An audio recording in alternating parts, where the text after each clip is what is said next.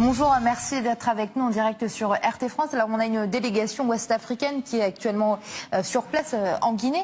Quelle est réellement la marge de manœuvre de la CEDEAO ?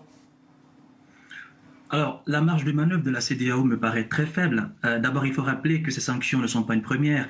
En février 2018, en Guinée-Bissau, la CEDEAO a pris les mêmes mesures.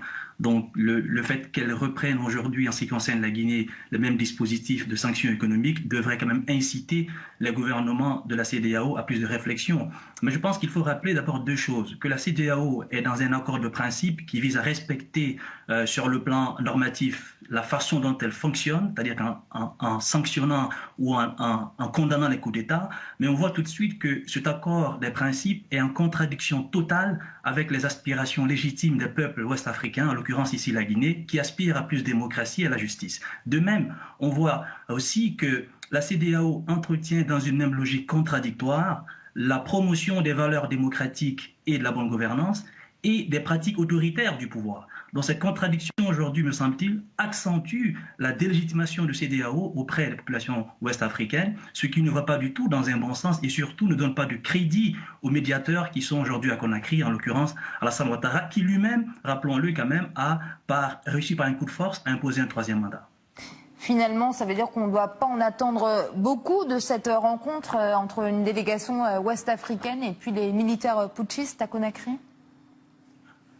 Je pense que ce que la délégation ouest-africaine veut, c'est d'obtenir la libération de l'ex-président Alpha Condé. Peut-être qu'ils l'obtiendront, mais libérer Alpha Condé ne suffira pas du tout à donner de la crédibilité, surtout de la légitimité à la CEDEAO. Et je pense qu'au-delà des sanctions, ce que la CEDEAO aurait pu faire par l'entremise, par exemple, du président ghanéen ou même du président sénégalais ou encore du Nigeria, c'est d'aujourd'hui d'aborder la question des coups d'État de manière franche et honnête, c'est-à-dire d'aller en profondeur et de questionner les causes institutionnelles et politiques qui sont à l'origine des coups d'État en Afrique, et non pas simplement de se limiter à des sanctions qui n'ont pas d'effet.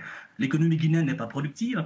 Je ne sais pas du tout quels sont les avoirs de Colonel Doumbouya et de ses collaborateurs à l'extérieur de la Guinée. Il faudrait peut-être faire une enquête, mais sur le plan économique, peut-être que la Guinée sera affectée, mais au regard des aspirations du peuple de Guinée, des aspirations légitimes, je vois mal comment la CEDEAO, qui a un protocole de bonne gouvernance, peut ne pas prendre en considération ce que l'ensemble de la population guinéenne aujourd'hui et les élans de solidarité et de sympathie à l'endroit du colonel Doumbouya. Donc je pense qu'aujourd'hui, il faut aller en profondeur et questionner les garanties à l'intérieur des États africains, les garanties politiques et institutionnelles qui puissent nous affranchir des coups d'État. Or, pour terminer, les États ouest-africains aujourd'hui, à l'intérieur de leurs frontières, n'ont pas un cadre juridique et politique qui nous empêcherait de revivre, encore une fois, de nouveaux coups d'État. Alors, on dit que les putschistes, les militaires putschistes en Guinée jouissent d'une popularité. Est-ce que c'est vrai ? À quel point et pourquoi ? Oui, c'est vrai. D'abord, il faut observer dans la région même du président Alpha Condé, en Haute-Guinée, où on voit quand même des mouvements de solidarité, des élans de sympathie à travers tout le territoire, enfin surtout le territoire national et même au sein de la diaspora guinéenne à l'étranger, des manifestations en France, au Canada, aux États-Unis, pour soutenir la junte. Mais les Guinéens ne sont pas dupes. Et Alpha Condé, depuis le coup de force constitutionnel du 22 mars, s'est lui-même emmuré dans une forme de dictature, sous fond de répression politique, sur laquelle la CEDEAO s'est tue.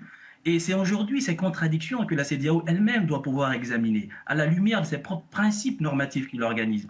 Le soutien de la junte aujourd'hui en Guinée est total. Même le RPG d'Alpha Condé semble tourner la page de l'ex-président déchu. Donc, n'y a-t-il pas lieu aujourd'hui, à l'intérieur même de la CEDEAO, qu'on prenne acte de ce soutien de la population guinéenne à l'endroit de la junte et pour qu'on puisse questionner de l'intérieur les modalités de gouvernance, les pratiques politiques pour que un pays comme la Guinée s'inscrive dans une logique de transition qui nous sorte durablement de la violence politique et favorise l'établissement d'un ordre constitutionnel durable. Parce qu'il faut le rappeler également, on parle beaucoup de retour à l'ordre constitutionnel, mais la trajectoire historique de la Guinée montre que depuis 1958, il n'y a jamais eu en fait un ordre constitutionnel. En droit, il y a eu des principes constitutionnels, mais qui n'ont jamais eu d'effet concret sur la vie des Guinéens. Cette contradiction politico-normative doit être aussi analysée par la CEDEAO. Est-ce qu'on peut comparer la situation actuelle en Guinée à celle qui s'est passée au Mali, dont on se rappelle, ou est-ce que chaque pays a sa propre histoire ? évidemment, chaque pays a sa propre histoire et les logiques institutionnelles et politiques ne sont pas tout à fait les mêmes. Il y a des déterminants au niveau communautaire et religieux, peut-être au Mali, qui ne sont pas les mêmes en Guinée, mais les causes qui conduisent à l'effondrement de ces États sont les mêmes, à savoir le manque d'organisation politique, l'absence d'un cadre juridique et constitutionnel qui arbitre les luttes pour la conquête du pouvoir de manière objective, car il faut le rappeler, en Guinée, depuis 1993, la première élection multipartite, il n'y a jamais eu d'élection, si ce n'est qu'elle a été contestée par Alpha Condé lui-même en 1993.